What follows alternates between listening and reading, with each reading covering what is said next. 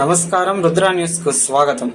ప్రతి ఒక్కరి ఇంటి వద్ద నోరు తెరిచి అడగలేని పక్షులకు నీరును పెట్టండి, ధాన్యాన్ని అందించండి అంటూ ప్రజలను వేడుకున్నారు సంకల్ప స్వచ్ఛంద సేవా సంస్థ వ్యవస్థాపక అధ్యక్షులు, సామాజిక ప్రజాసేవకులు వలస సుభాష్ చంద్రబోస్.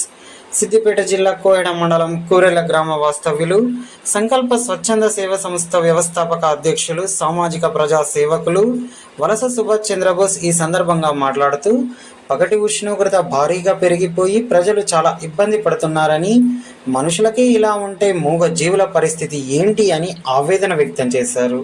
దాహం తీర్చుకునేందుకు నీరు లేక, ఉండడానికి నీడలేక పక్షులు జంతువులు అల్లల్లాడుతున్నాయని ఆవేదన వ్యక్తం చేశారు. అందుకని ప్రజలు పశుపక్షాదులను రక్షించడం కొరకు ప్రతి ఒక్కరూ వారి ఇండ్ల వద్ద నీటి తొట్టెలను, ధాన్యాలను మూగజీవులైన పక్షులకు అందించాలని ప్రజలను వేడుతున్నాడు.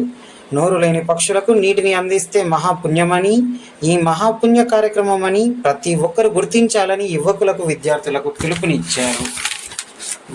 వేసవి తాపం నుంచి పశుపక్షాదులను రక్షించుట కొరకు ప్రతి ఒక్కరూ ఆలోచించాలని, కేవలం పశుపక్షాదుల నీరు, ధాన్యం సమకూర్చడమే కాదని, పర్యావరణంలో జరుగుతున్నటువంటి మార్పులు, వాతావరణ మార్పులకు కారణమైన మానవుడు మళ్ళీ పర్యావరణ పరిరక్షణ కొరకు ఆలోచించి ప్రకృతిలో మానవుడు చేస్తున్న వికృతిని ఆపాలని పేర్కొన్నారు. పర్యావరణ పరిరక్షణ కోసం మనమంతా ఆలోచించాలని వేడుకున్నారు. కార్యక్రమం ఇలాంటి పర్యావరణ మహోద్యమంలో విద్యార్థి, యువత, సమాజం కలిసి రావాలని సంకల్ప స్వచ్ఛంద సేవా సంస్థ వ్యవస్థాపక అధ్యక్షుడు వలస సుభాష్ చంద్రబోస్ కోరారు.